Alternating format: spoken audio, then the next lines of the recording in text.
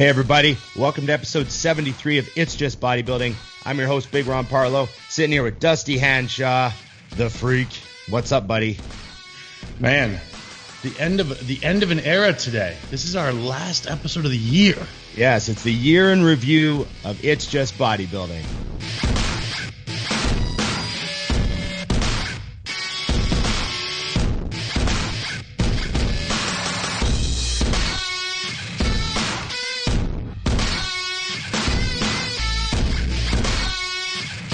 So, Dusty, 2020.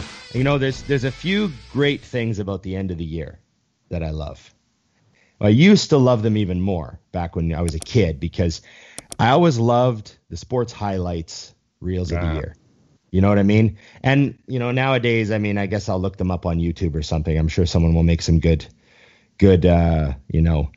compilations. For sure. But I used to love when it would get played on the TV all the time. You turn the TV on for there's that 2-3 day span there. Yeah. You know, and then you get all the highlights and all the best movie scenes and top movies of the year and all the countdowns and breakdowns. So it's just this year's a little bit of a odd apple to handle. No shit. Who would have guessed at the beginning of the year? You know what though? And I do not mean this humorously at all, but the last normal thing I did was the LA Fit Expo, which was like that's the kickoff to our season, as you know. Yeah. And how fitting that I learned of COVID that weekend, and I was in LA and Kobe Bryant died. Right. So that is the kickoff of the fucking dump of the 2020 year for me. And I say that based on how life is, but not how my life is. Thank God. Right. So your year started with the LA Fit Expo, hearing about COVID and Kobe Bryant dying all in the same weekend. Yes. Yeah, that was the beginning of what I'll call 2020 at that point. And then, of course, shortly thereafter, boarding a plane to the Arnold, knowing that there would be no expo. This is found out the day before. Right, remember? You're just going to see the show. Yeah, and we're not going into the show. And because you probably can't get a refund on your flight. Yeah, so it was literally one of those things where and of course, at this point, you got to remember, I didn't really know what it was. If I knew then what I know now, I'd have been really pissed. But at that point, it was like, A, a little selfishness, which is typical of me. I was like, well, why the fuck am I going? And B, it's like, well, how dangerous is this if the world is shutting down? You know what I mean? So it was definitely interesting. But I got the first and last photo shoot of the season done in Dead Nuts off season. We'll call that one the Chins shoot. And and when was that? That was right after the Arnold, which I remember. It was so funny because they're like, all right, well, we're going to have you shoot after the day after the Arnold with Johnny. I go, oh, so fat fuck me is shooting with one of the best ever the day after he does a show. That's cool. It's going to be a really good shoot for me. I mean, I don't really want to shoot with Johnny on my best condition, so maybe this would be like my way to hang up. Well, I was out of shape. That's all. Right. I was just there to support him. Yeah. So fortunately, they didn't actually put me in any photos with him, and I'm pretty sure they just burned all the pictures of us anyway. So we're good. Hey, that's good. We're just invited to make you feel good. No, but that was the kickoff, you know. So it was interesting, and then you didn't come to the Arnold, which I was mad at you for anyway. So, you know, I blame you. Yeah. So that whole thing, my year started. I was supposed to go to China. Mm-hmm. Of all places. Yeah, that would not have been good. In January of 2020. You know, so I was supposed to go to China, and that's why I wasn't going to the Arnold, because I was going to get home from a week in China like the day before I'd have to leave for the Arnold. Right. And I just said, hey, can I just opt out of the Arnold if I'm going to China? Like, I'm not going to feel that turnaround on that's not going to be worth it to me. You know, I'll watch the live stream. And they were like, no problem, no problem. That's a big trip to ask of you, that's cool. And I was like, yeah, I'll just step out of the Arnold. So I actually volunteered to not go. And then, yeah, my China trip got canceled in December. Right. So I remember at the end of the year, they're like, yeah, I'm probably not going to China. They're having this thing over there. Right. And when that's happening, you're like, whatever, what is this thing? Bullshit. Let's go. Yeah. And so that's how my year started, was a canceled trip to China, and then sitting at home watching the weird Arnold. Yeah. So that was very weird Arnold. Yeah. And then it's, we're still going to have some sports highlights, but they're not going to be the same. They're all, there's a whole bunch of missing ones, first of all. And then there's no crowd reaction when the ball goes in the net. There's no, there's no like crowd to their feet as the final kick gets kicked, like all that stuff. Have you ever played in front of an enormous crowd like football or anything like that? No, just our high school games, which we would pack we had pretty solid bleachers for our high school, for being a Canadian high school. And I mean, I'd be all packed up, but no, I never played in I guess we played some jamboree games in a real stadium for fun. Right. Of course, there's no crowd. It's just cool to play on a real pro field. Right. That's what I was asking, because there's something so I've played in front of thousands of people before. Yeah, because you were in so many hockey games. Imagine what it's like to be at the highest level, like these baseball stadiums that hold, 50, 60, 80,000 people, whatever it is. Yeah. And then there'll literally be 17 people, and you hear a guy sneeze in the corner.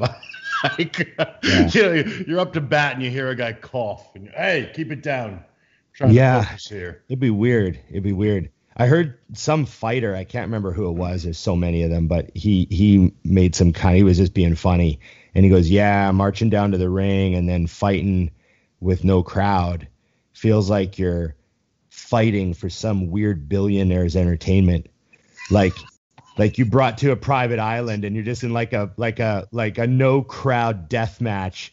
And he's just sitting in the corner petting his cat, he made some joke. The visual on that is awesome. It's like, that's how it feels when you walk down to the cage and you get locked in a cage with another man and there's no crowd. That actually makes perfect sense. You're like, this is weirder now. Yeah, well, and think about with the crowd, it makes sense. Yeah, when your corner is probably screaming at you so you can even hear them, and not hey Ron, get the armbar. Yeah, watch this. Good job. No one. He doesn't want to yell too loud because he doesn't want the other guy to hear also across the other corner. Yeah. They just go into signals and just go silent. You got to look over. So yeah, he just, and I imagine I imagine some sports feel weirder than others to play without a crowd. Obviously, depending on the type of crowd would normally be. And, some crowds are quiet, right? Some crowds, a golf game, everyone goes, silent. So it's not like you need the cheers to tee off, Right. What's weird too is that you have the advancement now. We do we have the Waste Management Open here every year, which is a huge excuse to party. And it's right across the street from my condo. And it just hit the other day. Evian goes, so they're not going to do the Waste Management Open, huh? And I'm like, oh, shit. I mean, I'm sure the golf will happen, but I actually never watched the golf. Right. This is a place to go to see people, to be seen, and to spend money on drinks. So it's like a huge event in the city every year? Yeah, it's huge. I mean, and obviously that happens right after or before the Barrett-Jackson, which is the huge auction for the cars, and that's also another one of those. It's funny now as I say it out loud, Scottsdale is very much like a lot of the events are you go to be seen. Right. Well, it's just like a lot of stuff. It's like the Calgary Stampede. Mm-hmm. It's the biggest rodeo in the world. And, a lot of people go there for a week and they party, but they don't actually go see any of the events. They don't actually watch rodeo, right? Yeah. They just shop and drink and, come home with an STD. Well, you got to come home with something because you definitely ran out of money. Right. Yeah. No, man, it's interesting. It's interesting. I've been watching live concerts at home. I just AirPlay them from the Mac, on the big screen. Yeah. Crank the sound system, because I'm like going through concert withdrawal. Like as I gotten older and a little calmer and hate crowds more and all that stuff, I go to fewer shows, but I at least go to one a year.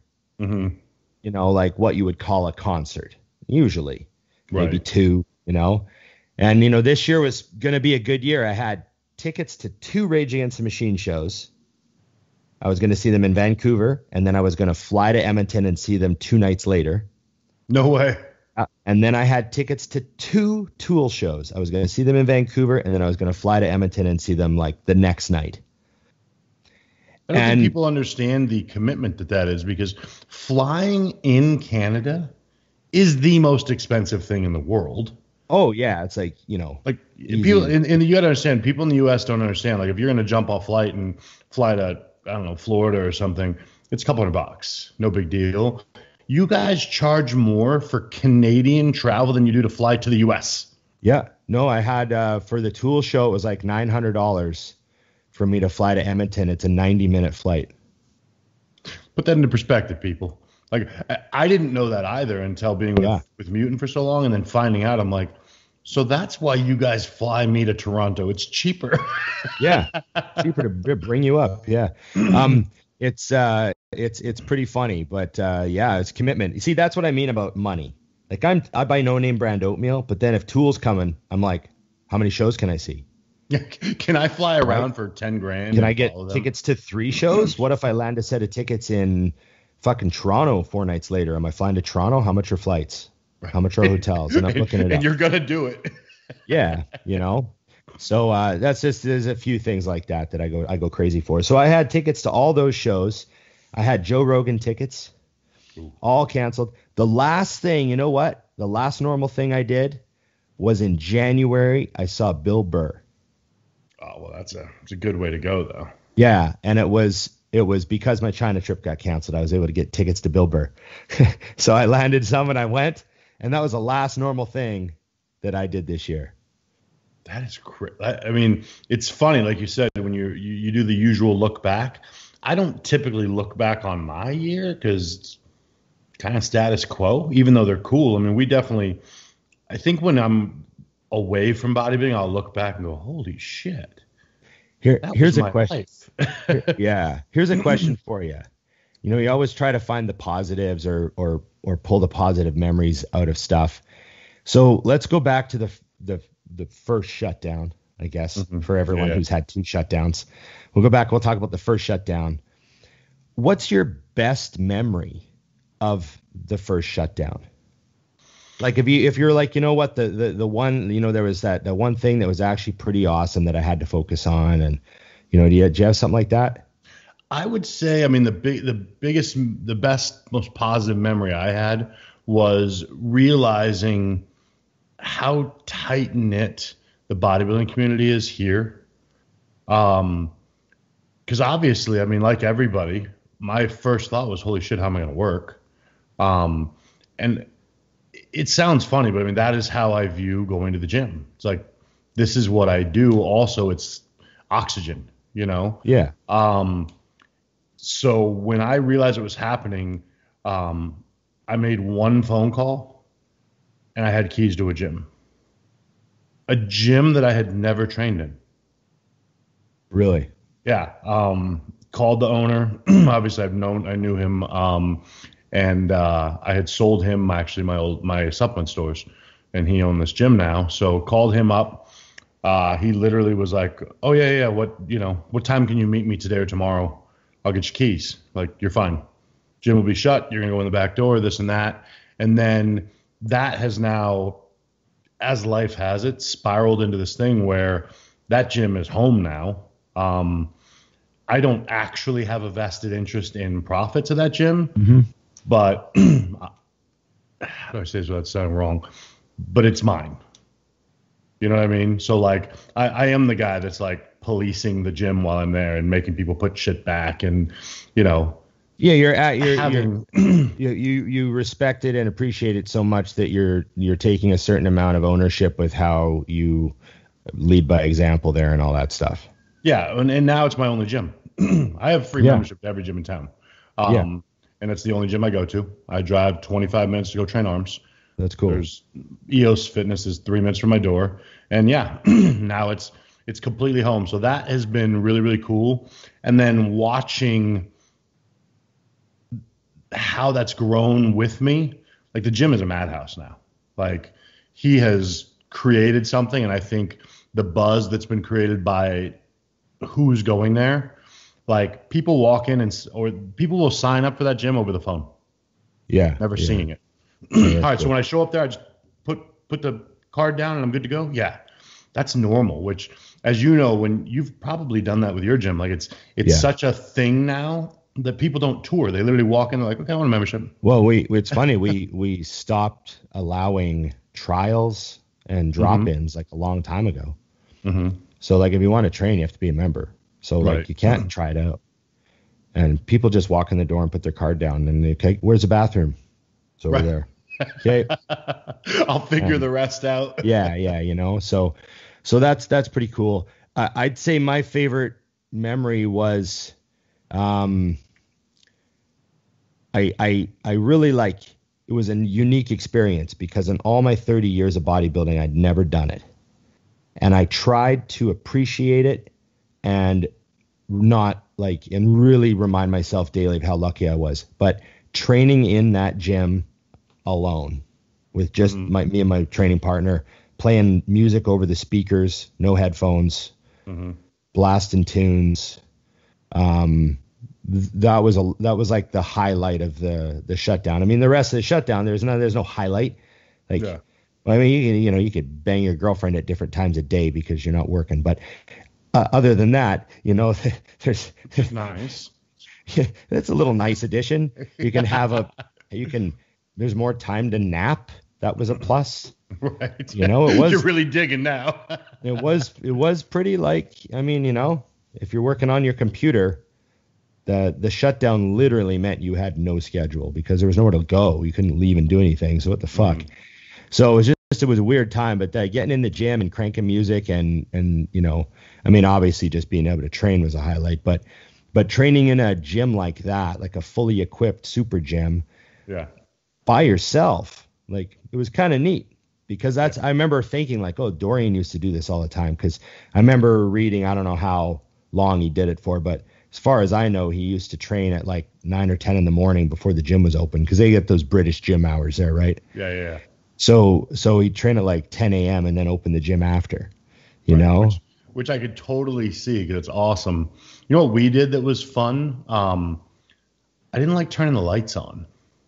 Yeah, that's funny. That's funny. There were some days we didn't turn the lights on in there either. Yeah, or else because he has the dimmable ones, turn them on just enough, and I don't know why, which is so not me because I want a gym to be awake and bright. Like when I started my bodybuilding, when I first went into my real bodybuilding gym, my first negative was it's kind of dark in here. It's kind of sleepy. And then here I am, 15 years later, I'm like, turn the lights off, turn the music up. Yeah. The distortion in these shitty speakers will be what keeps me awake. Right. But yeah, that was good times. It's funny because you look back, but at the same token, it was awesome to have. And now when I walk in the gym and there's energy, it's like, this is badass. Oh yeah. I never want to see that gym empty again. Yeah. You're all, if I'm going to do that, it's going to be 2 a.m. by myself. Yeah. Unless I'm training after hours or something like that. You guys close, right? Your gym has hours? Yeah. We close at 10 p.m. Okay. Yeah. We're open like 5 a.m. during the week to 10 p.m. And then 7 a.m. to 10 p.m. on weekends. Yeah. See, that's, we got good hours. Tough part, man. Like hours to me make a gym. I know 24 is a neat thing. It's just not viable at the moment, but we think we make up for it because we're open regular hours on all the stat holiday Mondays. So when those weird Mondays roll around that everyone gets off, because there's usually one a month, right? That everyone gets off. I don't know what you guys call them down there. Do you call them stat holidays? No. Okay. We just have random holidays. I don't know why they're fucking holidays. Yeah. So like Thanksgiving, everyone gets an extra day off. Right. So 3-day weekends. and we're open regular hours on those, where most people are like, 8 to 6 or something like that, or they're closed altogether. Yeah. Closed altogether. There's a few gyms. There's lots of gyms around here actually that close on holiday Mondays. Mm-hmm. So, but we're open regular hours, so like 5 a.m. to 10 p.m. on a holiday Monday, which means we're paying our staff time and a half all day long, which means it actually costs us like a lot of money to open on those days, especially now with COVID, because we have to have 2 or 3 staff at a time. Mm-hmm. So to open on a holiday Monday is like it, and we opened on Christmas Day. Like, that's awesome. We're open Christmas Day 7 to 2. So, I mean, it costs us a lot of money to open on those days because of the payroll, but we do it for the members. Like, even if we take a zero on the day, technically, the bills and shit, who knows? Right. But we just don't care, because it's like, that's just, you got to be open for people to train. Yeah, no, I love that too, because that is, it's actually what's killing one of my old gyms here. Is they have made some decisions, in my opinion, that killed them. Like fear of getting in trouble, not fear of the virus. They were closed on the weekends after the shutdown. And I'm like, right. We're just closed. Virus more hardcore on the weekends, and then, had scheduled appointment training times long after we didn't have to do that here. And they're dead now. I mean, I don't know how they're going to even stay open, because so many people have bounced. And then the problem is they come over, like a lot of people from that gym are now at Muscle Factory. And once they come over, they ain't going back. Mm-hmm. You know what I mean? It's very much, it's funny because my gym is half the size of yours. It's 9,000 square feet. And when I first started training there, it was uncomfortable because it was small. I was used to huge gyms. Yeah, those giant super fitness clubs. Yeah. And now I think it's probably because of all of our trips overseas. I'm comfortable in a small gym. Like, as long as you have everything we need, I don't need oxygen space. Yeah. I know what you mean. I know what you mean. Yeah, crazy. Well, what about the positive memories from bodybuilding in this weird world? From the year? Yeah. Positive things from bodybuilding this year. Well, I mean, we were sort of hurting for positive things. On a personal level and like a local level, we were able to put on a couple of shows that no one thought we could pull off. And that was just because, everyone just did their part and just made it happen. It was like such a group effort. Right. And so we were able to put a couple of shows on, and get some people qualified for nationals, which then got canceled. What did they do for you guys then with your guys' nationals? Will those people carry over? Yeah, they're carrying over everyone and just trying to keep stuff flowing. They've got it all on the website. I can't remember all the details, but yeah, it's been a complicated year. I think the Olympia really helped, and obviously it helped. Fucking happened. Right. But I mean the way it went down, I think helped bodybuilding. Oh, yeah. Like, I think Ramy winning was good for bodybuilding. I think Clarita winning was good for bodybuilding. I think Bumstead winning was good for bodybuilding. I just feel like it was a good year. And when I say good for bodybuilding, I don't mean anything. I don't take anything away from the previous champions or anything like that, but just the excitement and a new group of fans is super happy. Like the other guy's fans were already happy because he won last year, but now this guy's fans are all fucking super happy too. So it's like spreading the love around, I guess, I just think the positivity, how everyone was able to go to Florida and sort of act normal. I think that almost trickled through the podcast or the stream. Right. I think they were able to deliver like some like normalcy to us when they broadcast the Olympia this year. And just from how everything was presented, like everyone on stage just standing normal, and Jay Cutler's just right behind everybody, and Ramy's kissing Phil on the forehead, and fucking, like it just sort of made us all feel, fuck, we still got bodybuilding's still normal. Right. I felt like couple things with that. Number one, true bodybuilders, and I mean female, male, all divisions, they're resilient people. Like to think of the advancements that so many guys and girls made this year, when throwing in the towel would have been easy.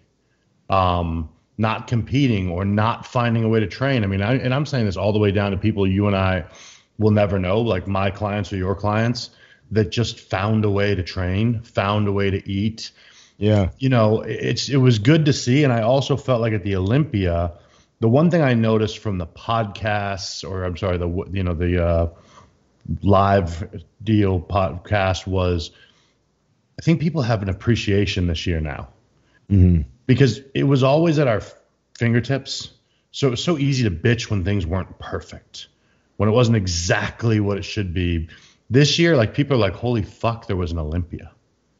Holy shit, there was a way to watch it. And like, and like, and Bumstead doubled the size of his back training in the basement with Ian.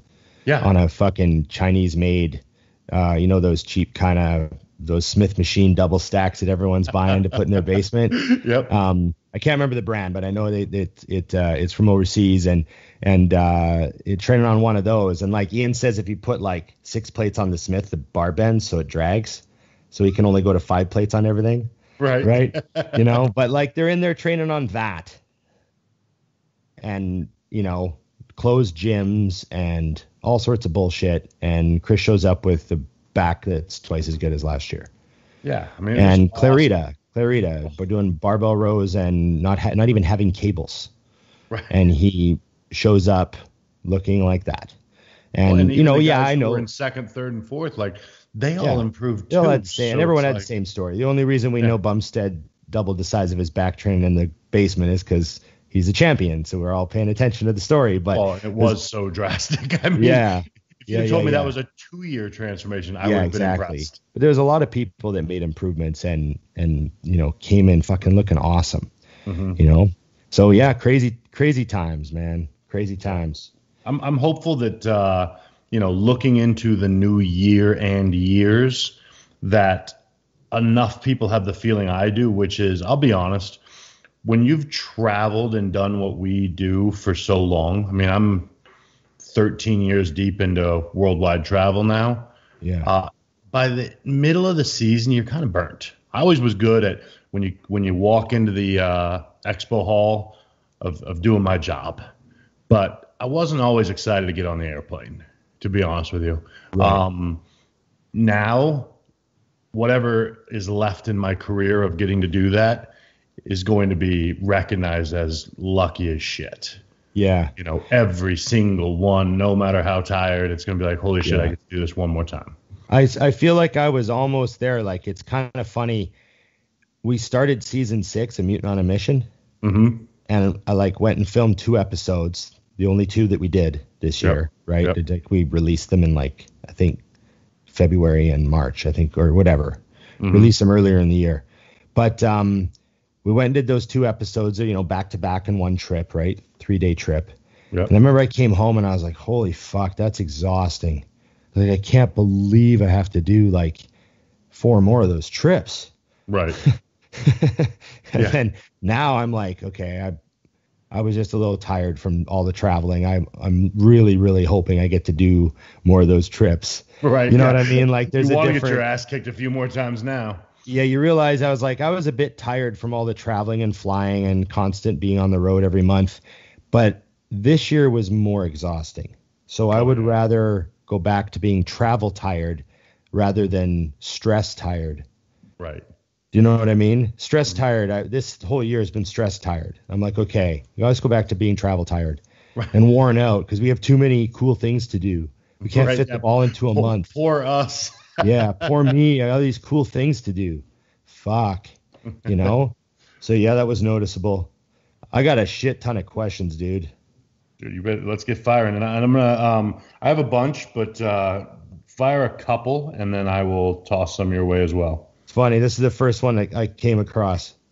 How come you guys don't have kids? You don't want kids? You can't have kids? What's the deal? For me, earlier in life and marriage and all that stuff, it was an idea, but I really wanted to be set up. And then I think as time progressed, I got more selfish. I got more comfortable in what I want, and I had a more clear understanding of what having a kid is. And quite honestly, I bowed out. Like, it was not something I really wanted to do. That being said, you know, I like kids that are other people's kids. I like to do things, have fun, but I really, you know, I felt like if I was going to have a kid, it would have happened on accident, and I would have rocked that and been good at it. But no, it didn't. It was not something that I feel terrible. I'm an only child, and my mother dreams of being a grandmother, and Right. I feel like such a scumbag because since I was like 25, I knew I didn't want to have kids. Right. You know, and then once I got got divorced, the first time I really looked and I was like, if I met someone with kids, I would do it. But I Right. still did not want my own. So it was like a weird thing. Like, you know, most people, that connection of, well, it's got to be mine. I'm like, not me. So yeah, no, Right. that's not something I've ever desired, which is crazy. Like, when I really got down to it, I love life the way it is. So Yeah. I would not change that. And I'm fortunate enough to have friends and family that have kids. So I get to be like cool uncle that like throws a bomb party or buys the gift and then bounces, you know? No, you know what? My story is not that dissimilar from yours, except for I never got married or anything. But yeah, I remember being like, you know, when you're a clueless teenager Mm-hmm. and people would say, you know, you want kids? I'd go, maybe just one or two. I remember I used to say that without really thinking. Right. One or two. And then as I got older, I was like, maybe one. And then when I was actually an adult, like, I was like, holy fuck, I hope I don't knock somebody up. Right. Holy fuck, I hope I don't knock somebody up. And the years just kind of went by and I never knocked anybody up. And they just kept going by and I just kept fucking and nothing kept happening. And Your story delivery is phenomenal. Keep going. and then I started thinking, man, am I just going to get away with this forever? This is awesome. And yeah, and then Emily and I started dating, and she's an only child. Mm-hmm. And the only other kid in her family is her cousin, and her cousin's adopted. Right. So there's not like a heavy pressure to have kids in her family. Everyone's like, you know, there's lots of love in her family, but it's real small. Mm-hmm. So it's not like she's got all these brothers and sisters that are spitting kids out and there's all this, where's your kid? Like, there's just none of that chat. Right. And she doesn't, you know, her and I discuss early, because that was always a thing that I had like date one. How's the shrimp? I have to ask you a question. Yeah. Date one. Are you going to want a bunch of fucking kids? Right. And Dude, the delivery, because I can actually see you saying that line to Emily with your hands. You want to have fucking kids? yeah. So we just kind of agreed that we were very happy without them and we would talk about it later. Right. And then later came and we were like, still pretty happy without them. Don't really think we need them. We should get a Jed. And then we got the dog, and now she occasionally goes out of her way to go. She'll say, I'm so glad we have dog and not a kid. And so I think she's pretty happy. And it just comes down to, you know, asking yourself, I mean, people say, oh, you'd be such a good dad. And I'm like, yeah, but I don't know. Maybe I don't really want to be. I don't know. Right. So it's just not, I don't know. It's just not a big deal to me. There's plenty of people out there. There's no shortage of new people. They're being made every day. I like people. I like new people. They're all good. So that's fine. But cost anything. Yeah. So I don't know. I mean, you know, if it happened, it would happen, but it just hasn't happened. So we're okay with it. We're really happy with like our simple life. We like our small condo. We like our dog. Mm-hmm. You know, we don't mind being that couple. You know, I like that. You know, it's funny. And there's greatness to any side of a situation. I think if that's where you're at, but I like, because literally, I mean, you less than me now because you own the business, and my business is me, so it's fine. But I do like that wherever I am at any moment in time is by choice. Like, yeah. Like I can do this interview from anywhere. Like it will not be a shocker to you at some point when you're like, what's the background? I'm like, oh, I'm in Cincinnati. You're like, oh, okay. Right. You know, I took off yesterday because I watched a movie in Cincinnati and decided I'd never been there. Fuck it, let's roll. You know, and that is it's funny because I used to get that a ton from people too. You'd be a great dad, and I'm like, well, I'm a great uncle. Yeah, just because I'm a great lot at of everything. Yeah, I think if they hung around me long enough, they'd be like, it's probably good that you're not a father. Right. Because the stories do get very twisted that you maybe don't want them to be told. So, hey, what's going on, guys? Thanks for watching another podcast here at Think Big Bodybuilding Media, and thank you to our great sponsor, TrueNutrition.com, for making this all possible. TrueNutrition.com is owned by Dante Trudell, the creator of DC Training. He wanted to create a supplement company that offered high-quality, third-party tested supplements at a fair price. High-quality protein powders, just about every type you could think of, huge variety of flavors, plus health and performance supplements. Check them out, TrueNutrition.com. And hey, if you use our code ADVICES, you directly support our podcasting. Thanks, guys. Let's get back to the program.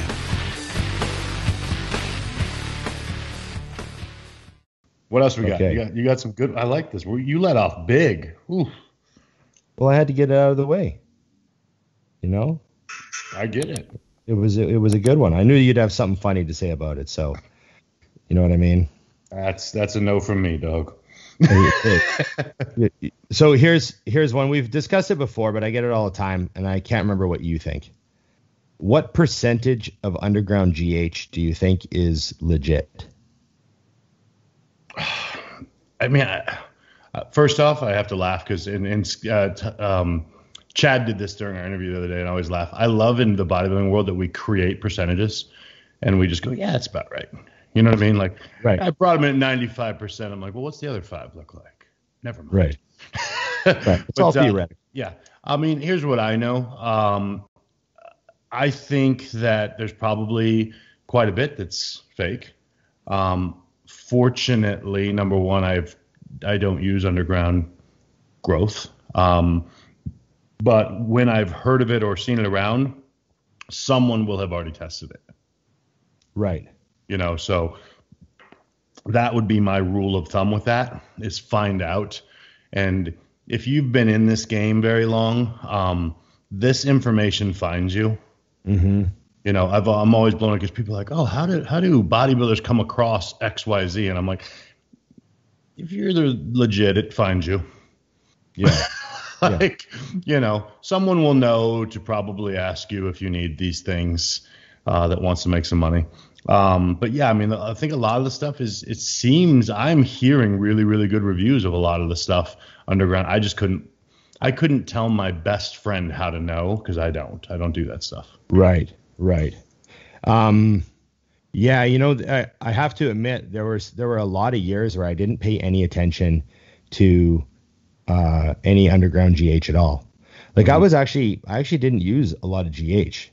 Mm-hmm. I was like one of those guys that was like, oh, I see all these guys using all these generic kits for years and years, and none of them got any better. So I just was like, why should I spend my money on it? Mm-hmm. So I was like a real resistor, and I wasn't a big GH user. And I was the type of guy that would buy like a couple of the best kits I thought I could get mm-hmm. and just use them like the last 10 weeks of the diet. Right. And then the rest of the year I wouldn't use any. I'd be like mm-hmm. 325 pounds, no GH. Yeah. You know, and so I didn't use any off season. And then a couple times I spent the money on the real stuff and used it for prep. And I was like, oh, I could take less of that. Mm-hmm. And it works. So I don't know if the underground stuff was just weaker. Like, you know what I mean? Mm-hmm. But I still thought the underground stuff I used did something. Right. Like there was still like an effect. And, but it was like only noticeable when I was dieting, you know, near the end. Yeah, I think that's when, I mean, here and just being upfront, because I brought this up to people, when I get ready for a show, never fails, I will be below stage weight at some point during the prep, and then I start gaining weight. And truth be told, and I think anybody who knows bodybuilding understands, that's, as things start going up, that's when I'm at the peak of everything else. Right. Including growth. And when I have done growth at higher numbers, and just to debunk all the craziness, insane is 8 units to me. Financially, it's just a ton of money. And I will be gaining weight while getting harder, for sure. Right. But I do think, too, while we're on the subject, just a quick touch, growth and insulin are not what people think they are. No, not at all.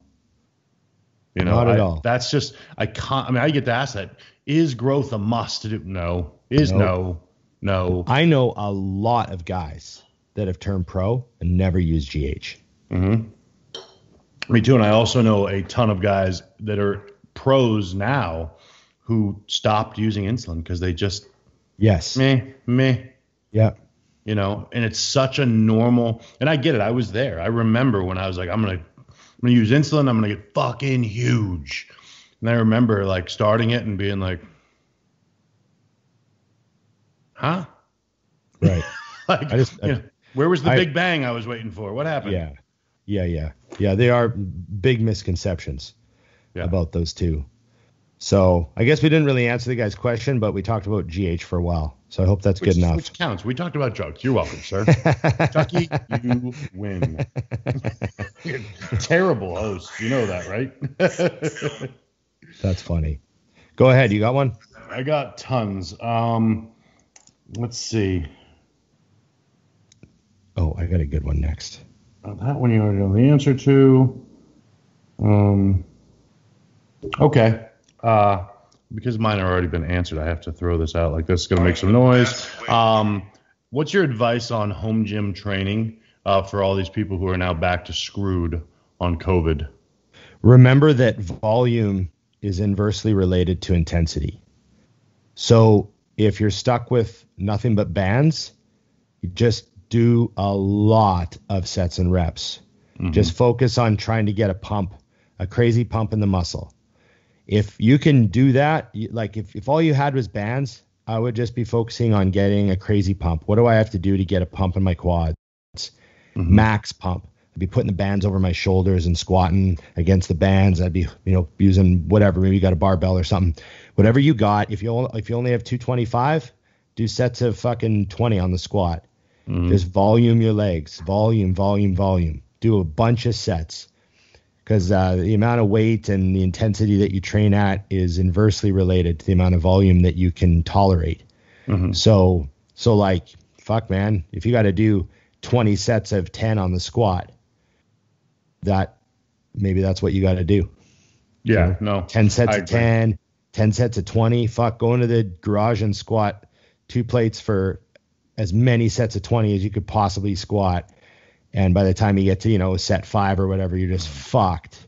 And you have to get there. Mm-hmm. I did that for, I have a client actually. He has equipment, but it's limited. And he has injuries, which alters some of what I could have had him do with the equipment he has. Right. But he's got some weight. So I was like, all right, let's try something. We did sets of 10 because it was heavy enough. I literally said, all right, you get X amount of time between attempts, and I want you to do sets of 10 until you fail at getting 10 twice. Right. So he was doing like 2 movements per body part. I'm like, just keep going. Yeah. And when you can't get it anymore, you're smoked. And what was crazy is when the gyms opened back up, we had 2 things happen. Number one, he had improved. Like visually, he was a better bodybuilder, which was exciting. And number 2, we tossed a lot of the bullshit we were doing. Yeah. He's like, man, I don't want to do this because we went right back into the old routines. And he's like, I got a better connection when I'm just blasting simple. I'm like, fuck it, toss it. Right. And the only change was weight, which was cool. So I think a lot of us, not silver lining, just honestly, realize a lot when you lose things that you think are so important. And you're like, wasn't that great anyways, Right. Okay. I agree. I got a good one here. Fire.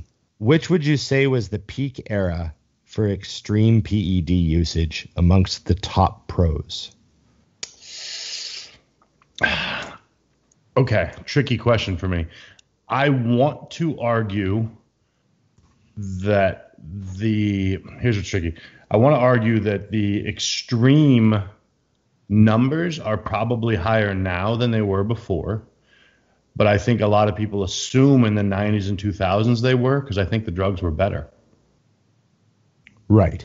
So I don't think it was necessarily the amounts back then. There are drugs now. Like I had somebody ask a question the other day, and my initial response, which I didn't put out loud, was good luck finding real of that. Right. You know what I'm saying? But I think that, and I mean, I know it's a top pros, but across the board, I think that drug abuse is rampant now. Yeah. So my opinion on this is, amongst the pros, I think drug use peaked, I'd say, in the early 2000s. Mm-hmm.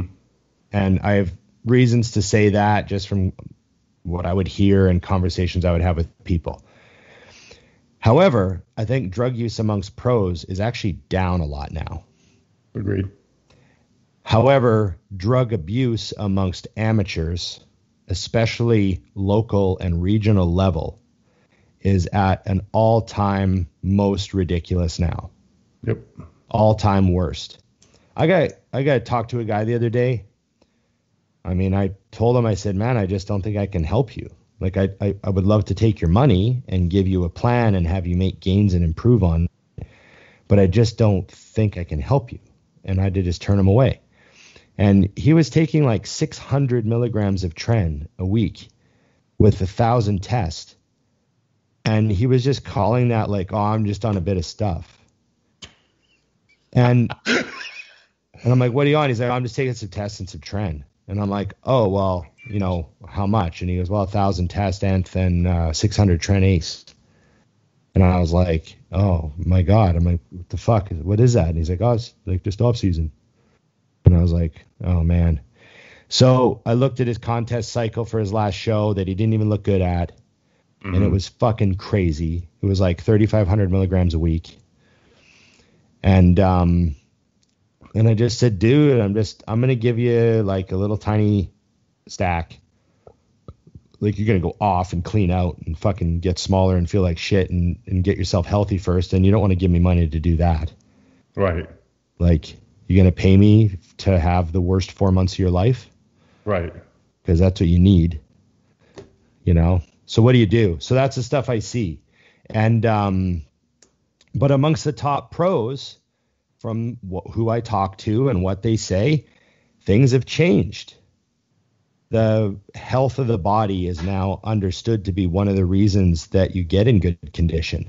Mm-hmm. You know, if your kidneys aren't healthy and your liver's not healthy and your blood work's shit, maybe that's why you don't look good. Maybe that's why you're not appearing to be hard and fresh and, you know, all the things that we like to see in a physique nowadays, you know?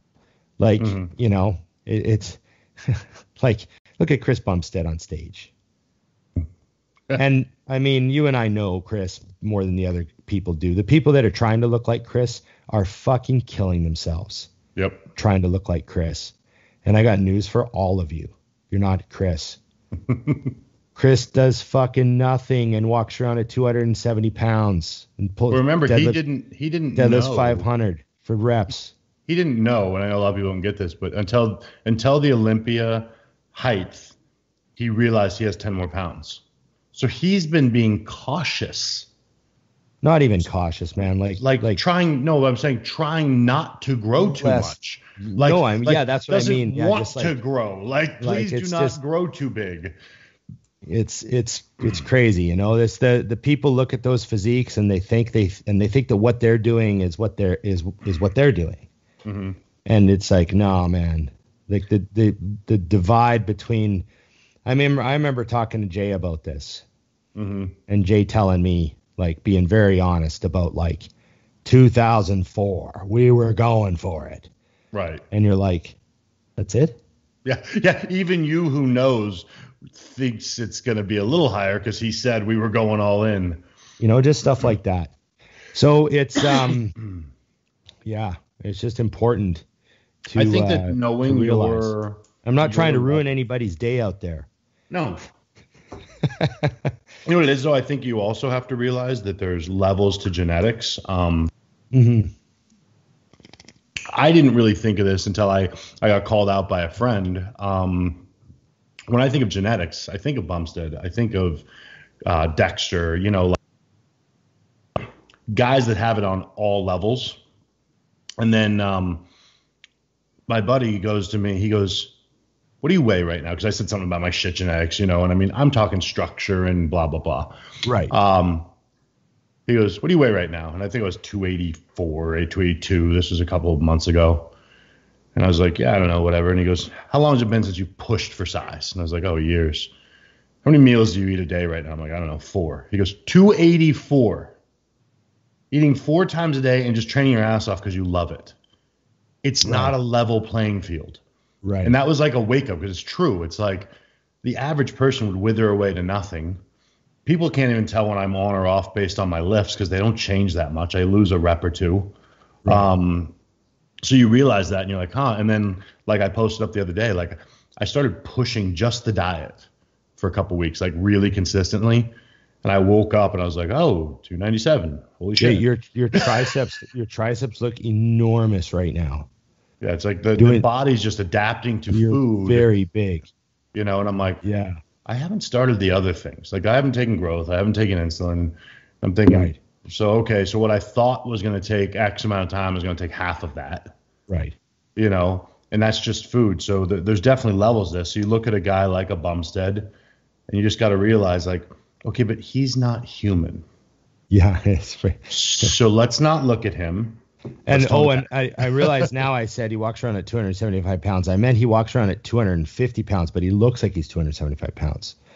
Yeah. That's the thing. Like when I saw him, I go, how much do you weigh? And he's like, I guess 255. And he said, oh, I'm like 253 or something. Right. And then I said, that's hilarious. I purposely guessed super low because you look like you're 275. Right. Would you see those pictures of him and Rami? Yeah. Like, here's the crazy thing. He actually looks real good next to him. He stands next to him fine. I'm not saying he's as big. Don't twist my words. Yeah. But I got to tell you right now, if I pose next to Rami, the difference is very, very much more drastic, and I'm closer to his weight. Right. But it would just be an embarrassing thing to do. That's funny. Okay. So my turn? Yeah. Yes, fire another one because I've been talking to you instead of looking. What health supplements did you take during your prime, and which do you still take now? Oh my God, I take a ton all the time. I just did a list of them the other day, and I took a picture because it's never. I mean, I get $300 in supplements a month. Yeah, in health supplements. Yeah, I use a lot of stuff now. You use more now. I mean, like. Way more now. I laugh at the I can't even pronounce half of them. I just know what they are. I didn't really take health supplements when I was trying to get huge. Right. I took like fish oil and glucosamine, vitamin C, and that's pretty much all I took, and a multivitamin, and I'd throw the odd thing in here and there, but that's really all I ever took for like almost all my years of bodybuilding. Yeah. And then since I retired and I turned 40, I take like everything from resveratrol to ashwagandha to astragalus to ubiquinol, vitamin K. Yes. I take garlic. I actually take a garlic supplement because it's so good for your blood. And I don't really like garlic, like, unless I go to an Italian restaurant or something, but I don't really eat garlic. So I take a garlic supplement. What else do I take? Turmeric and curcumin. Did you do transveratrol? I'm sure you take that. I haven't taken transveratrol, no. Mm-hmm. Just resveratrol. Okay. Citrus bergamot. Yes, citrus bergamot I take. And there was another one I just and the Cardatone, which has been hard to get on Amazon, even with that new company making it. Really? Yeah, it's different up there because I had some Canadian athletes that were like, where do you get them? Like Amazon. Like, no big deal. It's been hard to get up here for a little while, but I was taking Cardatone for the last several years straight. I think you listed everything. I just literally looked at my list here. I'm just trying to remember of these 2 giant Tupperware trays, like, bread boxes full of bottles, and they're up in my shelf. So I pull them both down every night, and each bread box has probably 10 to 12 bottles in it. Right. And I just fill a coffee mug with pills. So they're ready for the next It's day. like a quarter full, and I pound them, take a big drink, and then I fill the other ones, pound them, take a drink, and I go to bed. I take everything in the morning, and I take everything at night. Yeah, see, it's funny. I took a picture of my drawer. I have a slide out drawer that everything just fits perfectly in rows. So I can literally just one at a time pop them open. It's 2 a.m, 2 at night. 2, you know what I mean? Yep. Pile them up because I know a lot of people have the pill box on. I'm not going to do that. I have a drawer. Yeah. So somebody asked me, like, what do you take? I literally just took a picture and posted up like that. An entire drawer full of shit is what I take every single day. But you know what's crazy? Thanks, Dante. What's the classic is it's actually him that put me on probably 2/3 of that stuff, literally. Yeah. But you could tell the difference. You can absolutely, and back to what you were saying about the drugs earlier, then I did find when I bumped up just barely just normal stuff, your body's not unhealthy, so it just seems to work better. And the things you do take work better because your body's not already fighting for its fucking life. I've always had good blood pressure, but since I started using like some of the subs that I added, like there were certain ones that I added, and I can't remember. I would have to go back through my emails with Dante, but certain things he told me to take, and I added them, and like within a couple weeks, my morning blood pressure dropped. And I was like, oh, fuck, it like dropped like 110/65. Yeah, we had to back down because the Cartitone was usually a 2 a day thing. Right. I had to pull back to 1 a day because my blood pressure got too low. Right. And he warned me of that, but at my weight, and my doctors were always kind of like, you're a little high, but for your size, we expect it. So I was okay with it, and it got to the point that it was low. I was like, oh, shit, okay, you were right. I don't know why I'm still surprised that you're right every time you tell me something. But I went too low, so now it's 1 a day, and I've got 3 bottles of it in there for the same reason. When the Canadian people this year with COVID started having a hard time getting the Cartitone, I bought extra because like, well, I can't run out. Yeah, if they're having trouble, maybe I'll have trouble. Yeah, the Cartitone is my toilet paper, man. I need extra. Hey, here's another one for you, Dusty. Shoot. Because you're the expert on these. Yes, square plates matter. Oh, biggest mistake people make with rack chins. Oh my God. Can I list like 10? First, I'm gonna work. Well, here's the deal, because the biggest mistake is they lean backwards. Your body should look like an L at the top. Yeah, you're doing a row. Yeah, your legs are straight out. Your back is completely vertical. I mean, very close to completely vertical, just enough for you to get your chin out of the way, is the key. From there, I'm just going to walk down everything else. People grip too close with their hands. When they get tired, it becomes more and more a high row. And then the other thing is, that's a small detail, but I think I suggest Dante put me on it years ago, was cross your feet at your ankles, because you will notice if you push off with your hamstring if you do that. Right. If not, your hamstring, it's the nature of your body is, it's hard, I'll help. Right. And you'll push off of your heels on that. So very key. And then the last thing, which is not really a mistake, but something you should work on, is negatives are everything on erection. I absolutely obsess over at least a 4 count negative. And guys, it's count, not second. 4 seconds is a long fucking time. It's literally 4, 3, 2, bottom. And if you pause at that bottom also, that'll make it even worse, which is what you want. So, those little details will be key. And I did promise to put a video up this week of executed correctly. Because you know this, we get tagged and stuff quite a bit. And I feel bad because someone will tag me in a video of a rack chin and they're destroying it. Right. So I'll message them and be like, hey, I don't want to comment on your post because it'll look like a dick move, but here are all the things that are not correct with that. Right. And then usually they'll be smart enough to take it down and adjust. But that is why people don't think it's as good as I do. If you do it wrong, it's a fucking body weight high row. Of course it doesn't do shit. Right. I know what you mean. Yeah. Okay. So, yeah, key. All right, I got a million here, and I keep turning this off because you get me excited. I'm blaming you. You like that? I have a bunch marked for you, Dusty. Oh, I love this. Oh, here's one that I would like to ask you because my training partners do this. What is it with people now putting the foam roller on their back in the hack squat? Yeah. I don't get that. So what I've seen is they're putting the foam roller under the shoulder pad, so it pushes their upper body forward more. Yep. I think that just turns it more into a leg press. I look at like a 45-degree leg press. Yeah. Yeah, you're just like, you're in a hip extended position on the hack squat, but the more you bend at the hip, now you're in the poopy press that Joe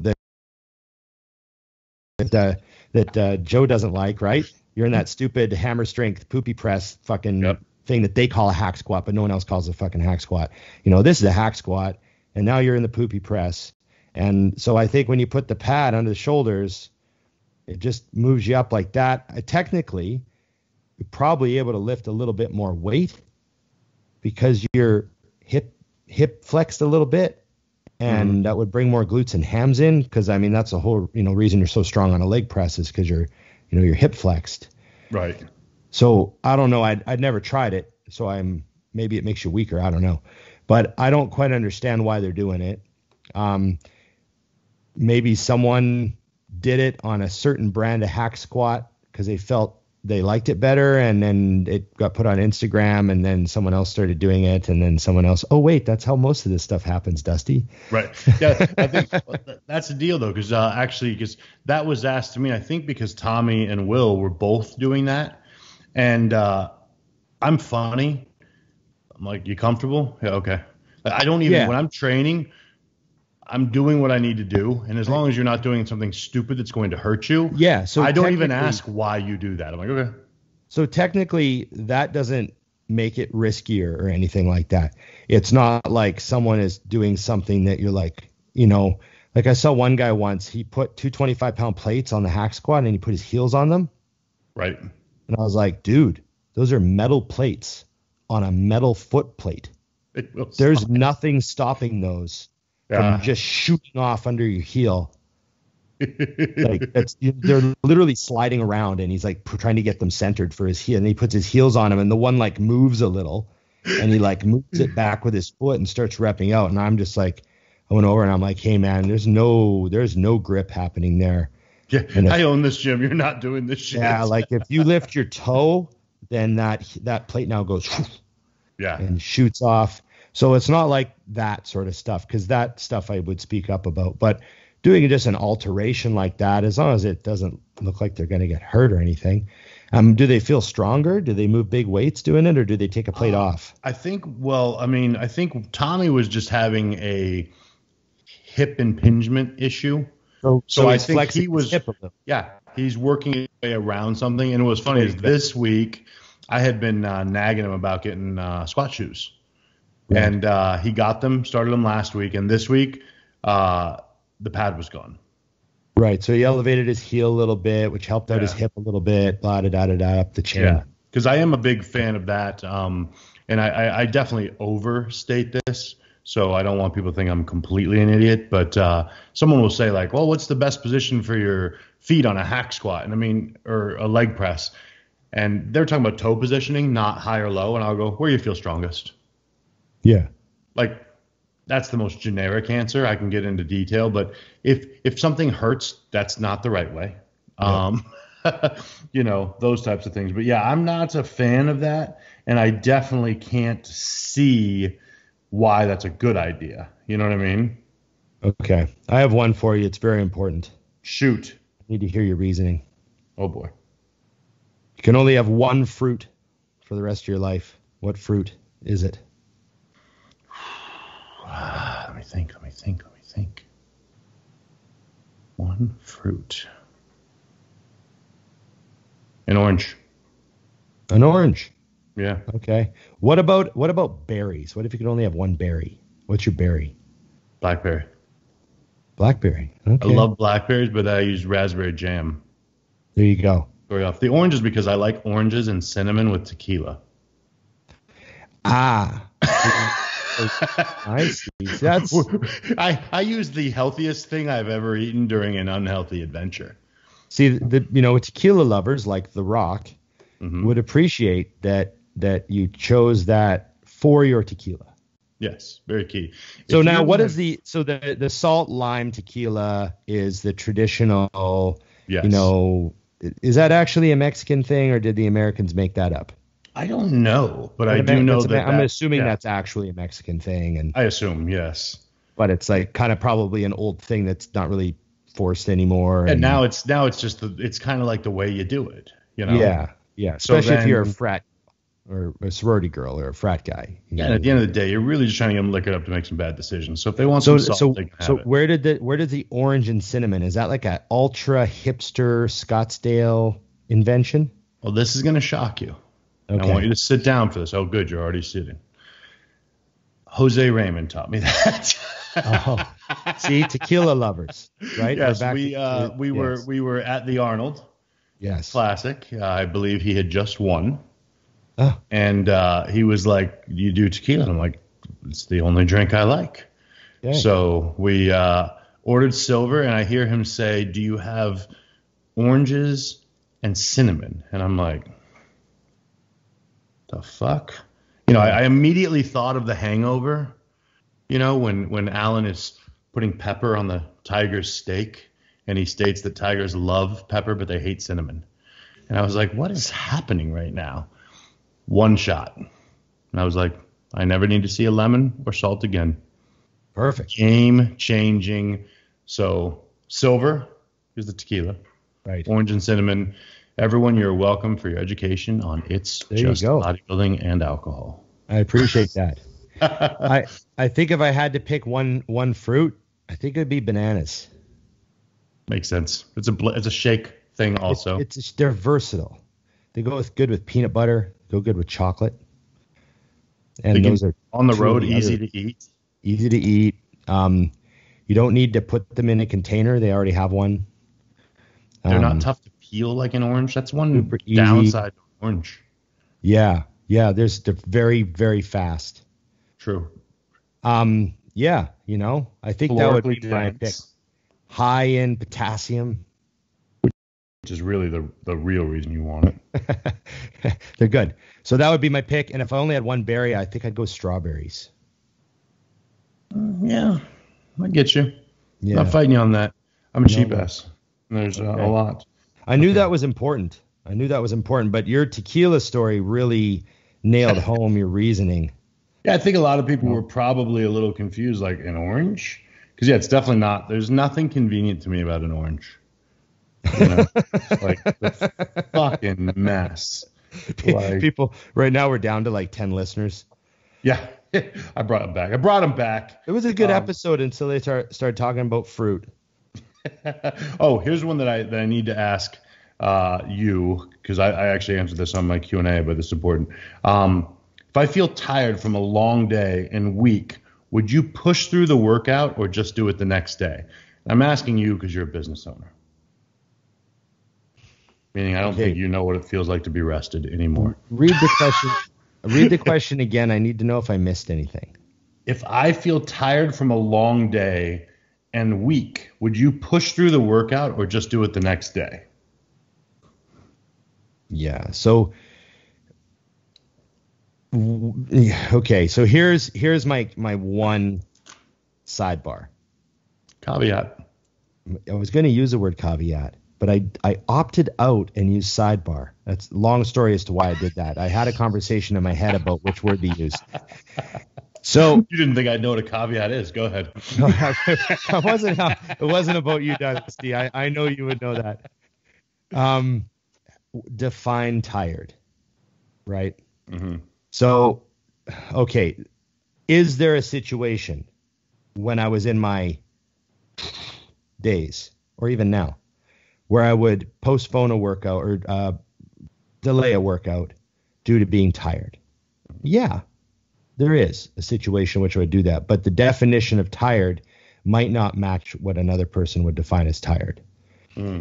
I would have to be like not able to actually train. Right. Like functionally shutting down. Like there's no way that this can happen. Mm-hmm.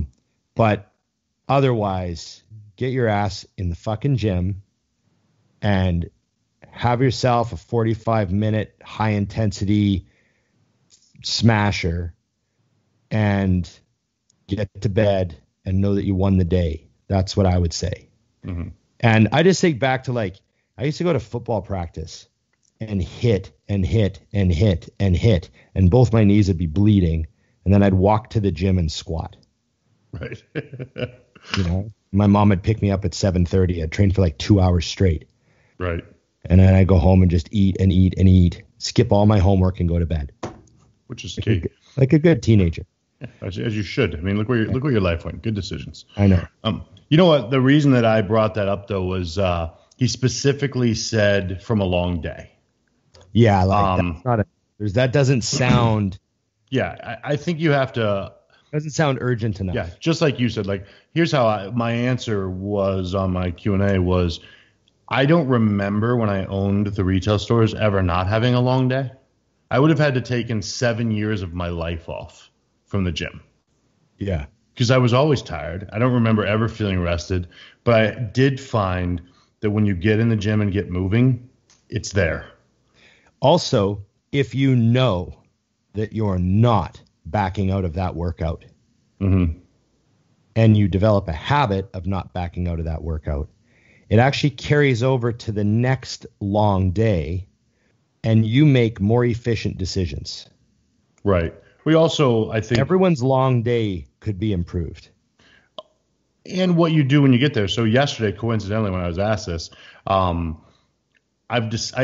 actually been sleeping well, which is crazy, like 5 hours a night. And I made this decision because I've been staying up super late that I would go to bed earlier and try to get 6 hours. Well, all that ended up happening was I slept for an hour, then I woke up and I was up for 7 hours. I got 1 more hour of sleep, and I got time to eat 1 meal and then go train. But I never crossed my brain that I was going to skip the workout because we had the show today and I wasn't going to train today. So I was like, fuck it, we're training. Got to the gym, completely planned on executing our normal routine. And second movement was barbell rows. Got 405 on the bar, and I'm pulling them like it's nothing, but there was no connection. Like I wasn't feeling it. I was just pulling weight, and I put the bar down. I looked at Tommy and I said, that's not heavy. How does it look? He goes, like you're just pulling 400 pounds. And I go, we should probably do something else, huh? And he's like, yes. Because I could pull 500 pounds, but I probably would have gotten hurt. So wandered my way over, had a great workout, slowed down the reps, got on the good old hammer row, and played it safe. I think that is the difference, is also when you get to the gym, knowing like, this doesn't feel heavy, but I don't feel anything. This is probably unsafe for me to get in that 550 range today, even though the weight is moving. Right. So that would be how I take it. But again, 2 hours of sleep, there was no intention of not going to train. Right. So I think that is absolutely key. And like you said, if you get to the gym and it's really not there, then maybe you go home. So one of my favorite quotes is Michael Jordan said, every time I didn't feel like working out, I had a rule. I would go to the gym, I would get changed, I would put on my shoes and I would lace them up. I would put my headphones in and I would start my music. And if I still felt like going home, I'd go home. But I never went home. Dude, I love it because of Michael. Like that last line right there is so accurate. But I never went home. But I never went home. That's freaking gold. It is. It's. I mean, that's if you really want out of that workout, that's okay. Go to the gym, get your music going, get your straps on, get your belt out, get your drink filled, go over. Say all you got to do is go warm up a bit, and then you could go home. You could walk right out that door. All you got to do is just get warmed up. You know what I mean? All right, I need you on this one. Okay, what's up? I know up? we've discussed this, but I need some guidance. This is selfish, of course. It's me. It's what we need. So the question was, outside of Peaky Blinders, which is one of my favorites, what are unmissable series that we need to be watching? and you're an expert, so go. Wow, I don't know. And don't give me the normals like Dexter and we know those. What else? Wow, it's hard. The word unmissable. That's a pretty big. It's a pretty big one. So are we gonna like mention like stuff like Breaking Bad and stuff? Yes. You gotta okay. So I thought maybe you meant like brand new stuff. I thought No. Yeah, overall, because you know me, I've only watched like 4, so I like the stuff that's over, so I can have years of episodes to watch in 3 weeks. So I always say this for my sci-fi fans out there. They know I'm a Trekkie. Everyone who doesn't know I'm a Trekkie, I've seen all the Star Treks. I'm a big fan. But as far as outside of that genre or outside of that, what's it called? Brand. Right. The Battlestar Galactica that came out, it was like 4 seasons or 5 seasons long in like the mid 2000s. Mm-hmm. I thought that was fucking awesome. It was so well done. I fucking really enjoyed that show. It was like, it had a lot of surprises in it, good casting, great writing. The world they live in is really interesting. You know, like the writers did a great job on that. So Battlestar Galactica was one of my favorite series. I recommend it to anyone who's into sci-fi at all. And it's not even really about sci-fi. It's like, it might as well be a ship, like an ocean-going ship. It doesn't matter that they're in space. Right. They just happen to be in space, but it's not a space show. Right. It could just as easily be like an old-time sailing ship, which is kind of almost a bit of the flavor they gave it. Like the first mate is got a Newfie accent and he's a drinker and he's kind of like a pirate, you know. That's funny. And it's got some flavor to it. And then the I've said this before, but the way they wrote the show, like the ships are still pretty mechanical.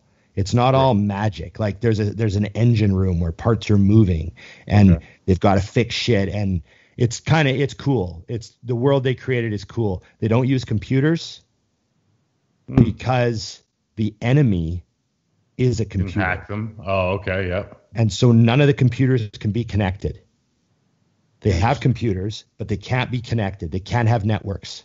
Right. So the ships they've had to like, you know, operate old school, and they're writing stuff down, and it's like, it's really cool. And I enjoyed that series a lot because I'm a sci-fi fan. Right. But it's not about sci-fi. And then the enemy that is the enemy in the show is just fucking awesome. And then there's some really, you know, we all love some good looking women in the cast. Yes. And they did a good job with that show. You know, they got the evil woman who's like this beautiful actress from Canada. Of course. And then they cast Katie Sackhoff, who's like this really kick-ass chick to play Starbuck, who's a very important character. And so, yeah, it's a great series. But I would say Breaking Bad. I would say Sons of Anarchy. There's so many great shows. One of the things I really enjoyed, there was a series we just watched. And it had Nicole Kidman and Hugh Grant in it. And it's brand new. And it's called The Undoing. Never seen it, never heard of it. See, this is why I asked you. And we were recommended it, and I think we watched it on Netflix. I think it was on Netflix. It might have been on Crave, but you have to look for it. But it's called The Undoing, and it was good because, you know, killer cast, Nicole Kidman and Hugh Grant. So you're dealing with like top notch. I'm just looking it up here, seeing what it's on. What was how many seasons? Just one. It's an HBO show. Okay. It's an HBO show. Is it over, or will there be more episodes now after COVID? No, it's like a limited series. Yeah. Oh, it's a one and done. Yeah. Okay. Yeah. So, but it's great. So it was good. I liked seeing that. It's one of those like, what the fuck is going on? You know, one of those types of things. Did you get trapped? Because it sounds to me like one of those ones where you have every intention of going to sleep after this episode, but you better watch one more. Yeah, so there was one night, I think there were 8 episodes. Right. And I can't remember, but there was one night where we just went through 4. You couldn't stop. Yeah. This is not like, feasible. It's kind of one of those things where there's Hugh Grant's the husband, Nicole Kidman's the wife, and somebody's dead, and you don't know who killed them, and you don't know you just don't know what's going on with these two characters, this husband and wife character, and there's kids involved, and it gets real fucked up. I could just imagine. I could see you like half dead, looking over at Emily and be like, "One more?" She's like, "Yes." That was a good series. So that's my recommendation right now. We've watched a few things. Emily picks a series. We'll watch it. It'll be good. But The Undoing, we were like, I'm actually going to mention that to people. Right. Yeah, that's. I had somebody mention to me Yellowstone. Have you seen that? No, I haven't. But I've heard it's great. Okay. I needed you on that one because now I have to watch this purely on a recommendation. I trust Matt, different Matt, client, but I'm going to go for it. So I'm going to have a review in a week. It's my goal. Everyone wants to know what my big New Year's resolution is. I'm going to watch an episode of that show. You're welcome. Let me look it up here. Oh, is that the Kevin Costner one? I believe so. There you go. That's a tough one. He's not any good. He's never done anything worth watching. 3 seasons. Yeah. I know the one you're talking about. Yeah. Okay. Yep. Fair enough. We're diving into that this week. It's my big goal. Big goal. All right. You got another one over there? my big goal. It's huge. I'm going to tackle a TV series. Yeah. I'm not scared, Rod. I can do this. The dogs are in. So give people. So let's say you're new to bodybuilding. Mm-hmm. And you just want to, you're not running crazy stuff. You just want to get on the basic blood work. What do you check? What do you check off? What do you ask your doctor for?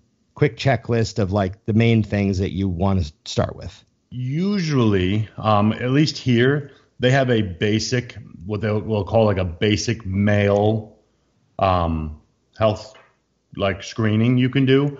And the only thing I ask clients to add to that is they have to add their thyroid to it. Because here in the States, that's not an auto add. But on a male side, the free tests are all kind of part of the deal. But the thyroid is not. So those are the only additions that I add to that basic run. And in that basic one, there's a basic liver enzyme. They probably check the ALT and the creatinine and the GFR for the kidneys and cholesterol. All your major organs minus obviously a full heart scan. Which I actually tell people, well, obviously maybe this guy's, not going hard, but if you're a big dude and you're, 300 pounds and all that stuff, you should get an ECG done or an EKG. The ECG? Yeah, whatever the cardiogram one is.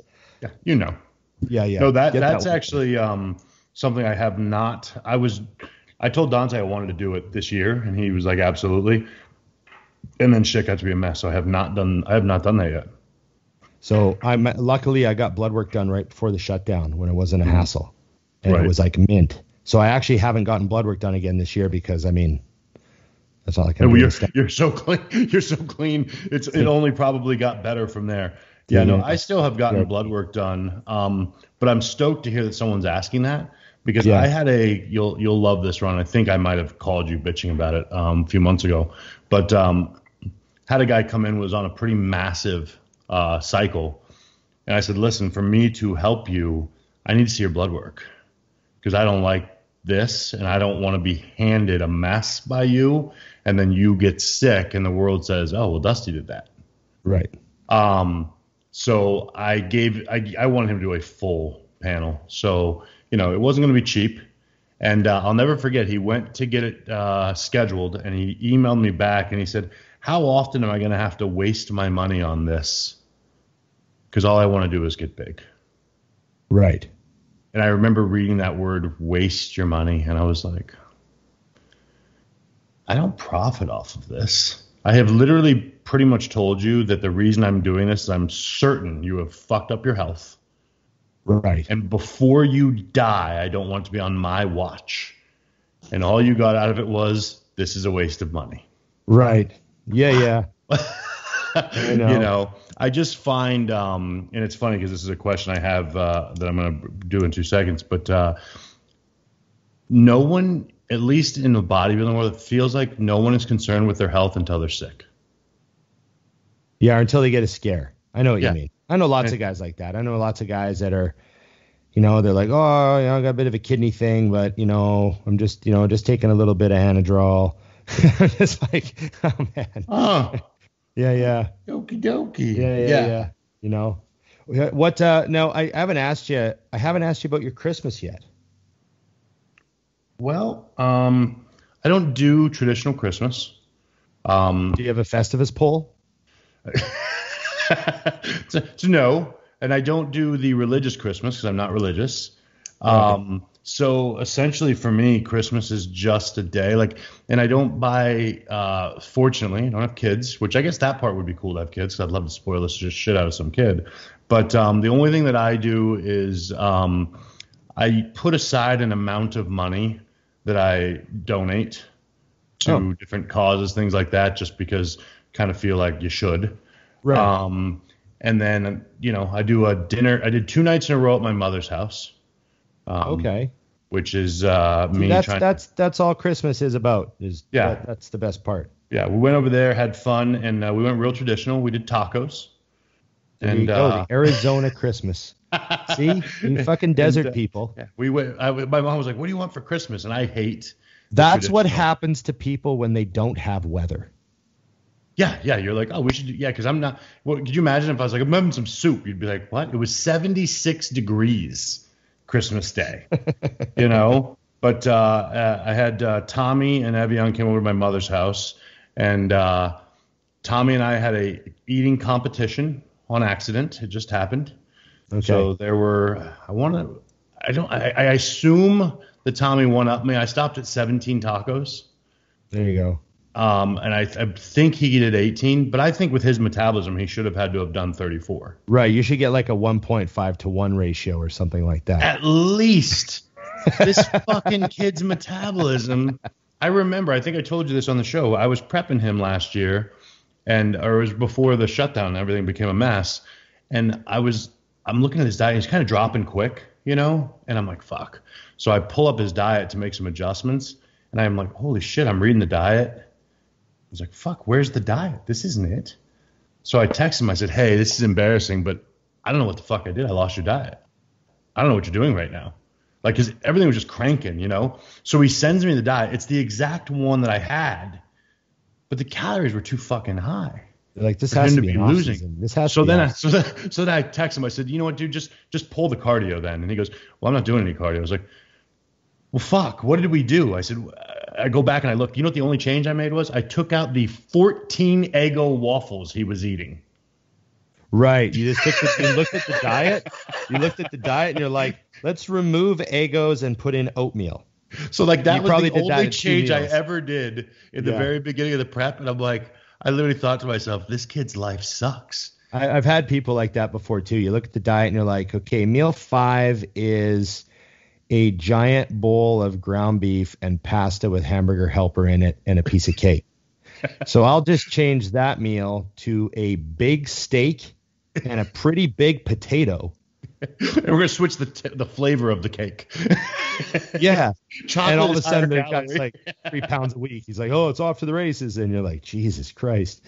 Yeah, no, it's that bad. So I told him that when he walked in, because I was at like 10 tacos when he walked in. He showed up extra late knowing that I would be late, which I thought was impressive. That's nice. He was like, I didn't want to be here before you, so I showed up 40 minutes late. Did you watch any movies? We didn't. I had big promises to, and then I was out of my house for too long. I have limits. So I had an experience that I rather enjoyed. Oh. You know me. I like to force other people for their own good. Giver. To enjoy some of my favorite things. Just awkward and less. Never mind. Right. In a friendly way. So, Emily and I couldn't go anywhere. My dad's 81. He's on the island, yada, yada, yada. Her mom lives in Edmonton. So we couldn't really go anywhere. But we have a very good friend who actually has no family at all. Mm-hmm. And so she doesn't really have anywhere to spend Christmas when Christmas rolls around. She's been a good friend of ours for a long time. And we thought, well, let's have her over. Mm-hmm. She's not, we'll have her over. We're going to have our Christmas dinner anyways. Emily and I made I made the mashed potatoes because that's where the fucking triceps come in, right? Man shit. Yeah, man shit. I made the mashed potatoes like a fucking boss. But Emily went and bought pre-cooked turkey that was already sliced from Whole Foods, like dinner turkey. Yeah. And she bought some gravy, and then we made the potatoes, and she made the vegetables, and then we made a dessert and all that stuff. So it was like kind of a half made, half heated up in the oven Christmas dinner. Right. And it was fucking awesome. Fantastic. And then the best part was within like an hour of eating, the dishwasher was running and the kitchen was cleaned and it looked like nothing had happened. I back that. Amazing. So anyways, I get to the best part.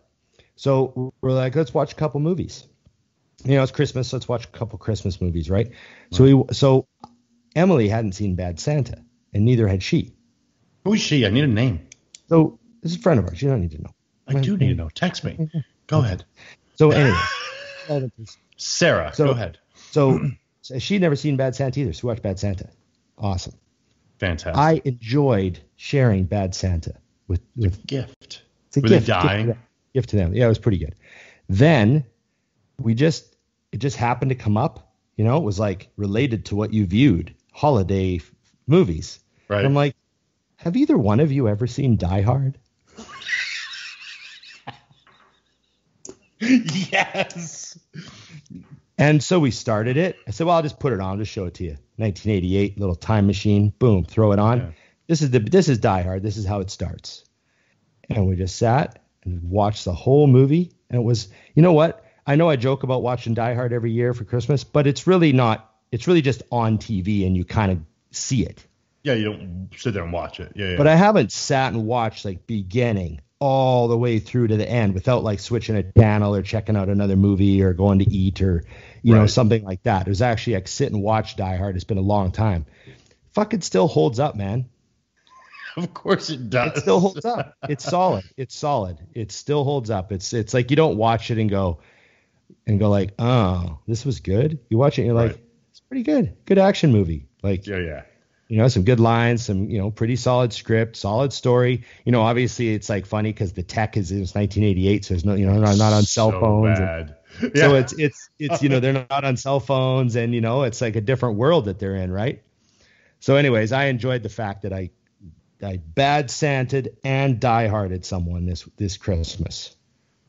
I feel like you gave a gift that they will now be able to re-gift. I like to make other people better human beings, Dusty. Well, and, I mean, if you don't know yippee-ki-yay motherfucker, I mean, are you even wow. Well, think of it this way. If the aliens come down and when they ask for a bunch of great movies, I think I should be on the committee. Yeah, I'm going to tell you this because I was waiting for my opportunity.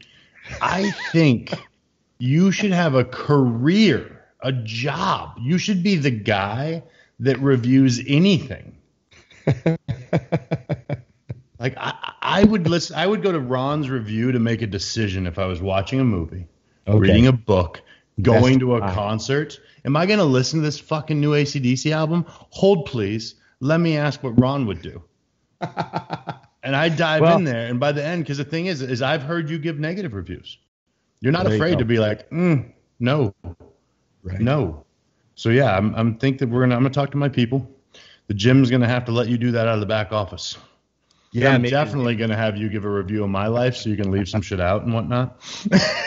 There you go. Yeah, so we have one more thing to cover, Ron, which is an important question, and that is New Year's resolutions. Do you do them? Are you for them? Are you against them?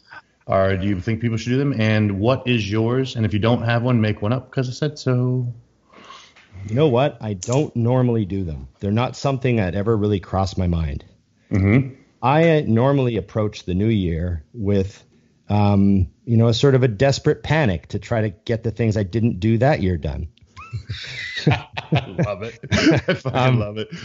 It's funnier because I know it's not true, but go ahead. No, I don't. It honestly never crosses my mind. I don't know if I've ever made a New Year's resolution. Mm-hmm. I do remember one year I started my contest prep on January 1st. Right. So I guess that's the closest thing I ever came to. That was my very first show. Mm-hmm. And I started my diet January 1st. I remember. Yes. It's funny. So that'd be the closest thing I ever came to a New Year's resolution, you know? Yeah. So this year's going to be different, I tell you. So my thing is this. I'm a huge believer in resolutions. I think you're full of shit if you're starting it on the 1st of January. Because if it was a resolution, you would start December 28th, because that's right now. Right. Because the thing is, you are going to have reasons to not do your diet or whatever the hell it is that you're doing after New Year's Eve. Right. And I especially think looking at this year, and I mean, it was a wake up call even for me, realizing that all the shit that's just always going to be there isn't always going to be there. So why the fuck would you wait? It's like when people say, I'm starting my diet on Monday. I'm like, bullshit. Because it's Saturday, and there's going to be a Saturday a week from today, which is your next reason to not do your diet. Right. You know, or bodybuilders, you know, because I mean, we are kind of numbers people. Like, it's like 12 weeks out, you start your prep. I love when someone says 12 weeks from today is my show. I'm starting my diet on Monday. Right. So you're under 12 weeks. Well, and you also want 2 more days? Like, you know, so that's my argument. I do love resolutions. I think that if you want to change something in your life, you do need to know what it is. You do need to write it down. That's been proven to help success. But if you're serious about it, you would start today. So if you have to wait till January 1st, I'm not saying quit now. You've got a different view than me, but I'm going to bet you're not going to get it. You know, I mean, it's just a decision. I did the same. I've done that on things I've failed. When I was trying to get my shit back together after a mess of life with bodybuilding and just consistently be a bodybuilder, it wasn't until one day I just started doing it. I have no idea what fucking day it was. I just realized it took no talent to eat 6 meals. I'm an untalented guy, and this is something I can do. Okay, eat 6 times. What can I today. do that requires no talent? Yeah. Yes. So yeah, that's my spin on New Year's resolutions. So if there's something you want to change in your life, think of it today. Think of it as soon as you watch this, which will be the day before New Year's, when you guys are finally listening to this, and do it that day. Good deal. Here's my take with New Year's. I worked in the bar for so long that New Year's was like, I was working New Year's. You know, it's a moneymaker. I always worked it. It's a moneymaker. You know, well, it depends on where you work. Some places it was shit night, but there were a lot of places where you didn't want to work New Year's Eve. But I always worked at places where New Year's Eve was usually pretty big. And honestly, I thought, if I don't work it, I'll just stay home. Right. You know? Yeah. But now that I'm out of the bar, like that was 2012 was the last New Year's I worked. And when I left the bar industry, I like jettisoned the entire New Year's Eve culture and experience. Right. Just like it doesn't like nothing. I don't want to do anything on New Year's. Right. I'm with you 100%. We're going to like order food and not leave the house just like we did all year. Yeah. No, I think that, you know, what's crazy. And this is my take on those who go out and rock New Year's resolutions and New Year's Eve. So you're going to kick off your new year, new me with a hangover, with a lack of sleep.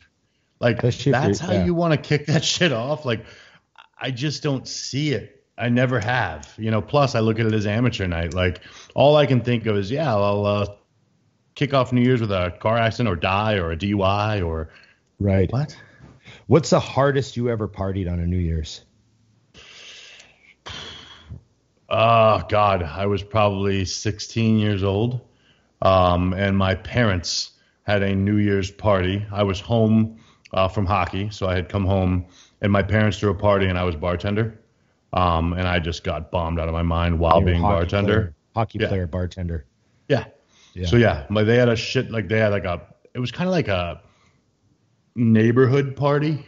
Right. So, like, everyone's front doors were just, it's Arizona. Everyone's front doors just kind of open, and you just wandered through and partied and ate and wandered around. And I was bartender at 760 North Ithaca. And that was it. Funny. So I got bombed out of my mind that night.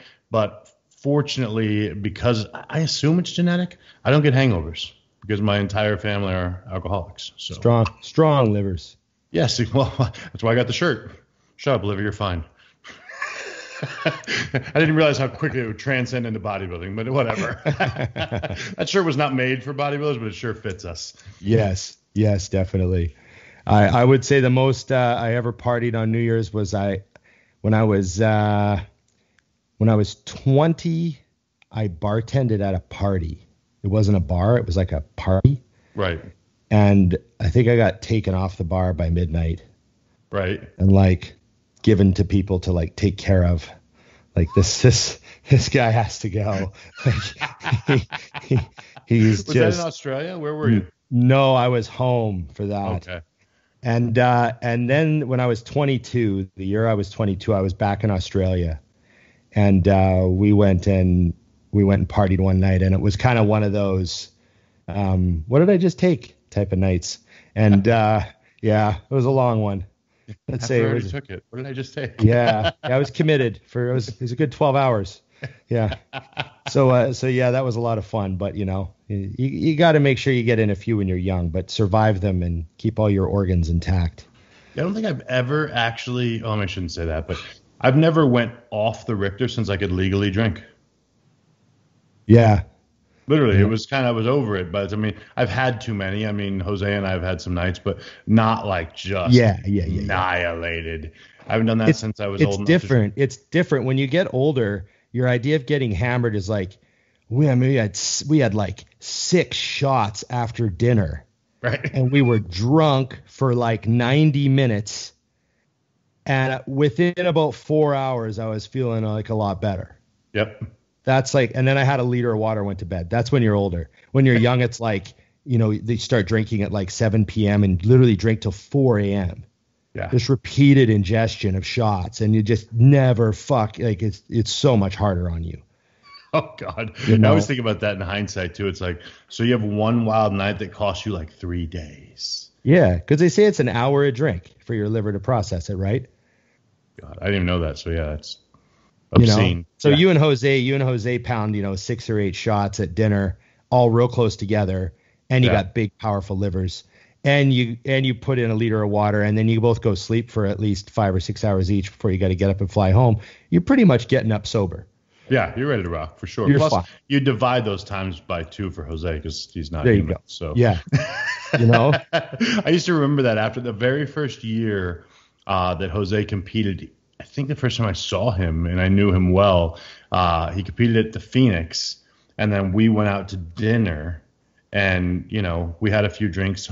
He had a few drinks at a time, like literally 3 in front of him at one point. And I remember thinking, like, he's dehydrated. It's the day of a show. And the next day we woke up, and he's like, we're going to train today? And I'm like, wow. Yeah. The composition of some people is just different. No, I mean, we went and trained, and had a real workout. And I'm thinking muscles would have been tearing. I wouldn't have felt right. Like, I mean, fuck. It just, I realized that my genetics were even worse than I thought that day. Realize he has a gene for like storage of electrolytes. Yeah, that's because that was the most crazy part for me, right? Like, you're dry as can be, and the only liquid you consumed had alcohol in it. Maybe he knows his ratios. We might have been putting a little bit of sea salt in each one of those drinks. And maybe one of those shots wasn't cinnamon. It was salt. Yeah. Good times, man. Well, man, we've been on for a while. It's the last episode of the year. So what a year it's been. I can't believe it. But it went well, and I feel like it's been awesome it's just bodybuilding. Like, people are really supporting and loving, and I love the fact that now, and it's been going on for a minute, but literally anyone, I remember when we first started, and I'd call someone, I was like, hey, you want to have you on for Ron and I's podcast? But if I said, I want to have you on, it's just Bible, and they go, what's that? And I'm like, oh, Ron Partlow and I do. Oh, okay. Now you can just say, hey, you want to be on the show? Well, and they're like, hey, it was great. It was great to get. We got to thank. Let's make sure we thank Sean Clarita, the 212 Olympia champ, and Chad Nichols, Mr. Chad, for coming on the show last week. I mean, that was awesome. They both came on. We're the first ones to interview Sean and the first ones to talk to Chad. And, it was really, really cool that they were, all I did was just send Chad a message like, hey, do you want to come on the show? And he's like, sure. Yeah. And I threw him some times, and he actually initially said, hey, give me a week because I want to get Christmas out of the way. Right. And I was like, no problem. So I threw him a few dates for like the 28th, 29th. Yeah. And then he messaged back. He's like, can we just do tomorrow at 8? And I was like, fuck, yeah, sure. I'll fucking line it up. And he's like, cool. Yeah, let's just do it. And and when we talked to him, he said he had 3 more after us. So he must have been, he did an hour and 15 with us, and he was on Fuad for like an hour and 40. Yep. And then what else did he do? How long was he talking for? He must have been Plus on. He's in St. Louis, dude. So yeah. So I mean, when we're talking to him, we got him at 8 p.m. So he must have been. Yeah. So he's doing. I know he's a creature of night. So right. I remember when I coached with him, when I worked with him, he was like, I'm up all night. So I'll answer your text at night. I'll get back to you at night. And I was like, okay. And he still does that. So he must have been podcasting till 2 in the morning. Yeah. You know, he was getting warm for the rest of the night. Yeah. He did a good job. I noticed he changed his t-shirt. Did he? I didn't even catch that. That's great. Yeah. So I saw him on our show, and then like I know he did Fuad right after, and he had a different color shirt on. So he knows the deal. That's a fucking detail right there. I like that. you gotta do that. You know, you see I know the rock bands and stuff when they do those press pits. You know, you can like tell what day all the interviews are from because they're wearing the same, because they're just stuck in a chair. Yeah. Or an actor. They bring the whoever, press to them. Know. Yeah, they just sit them in a chair and everyone just cycles through, right? So It's funny.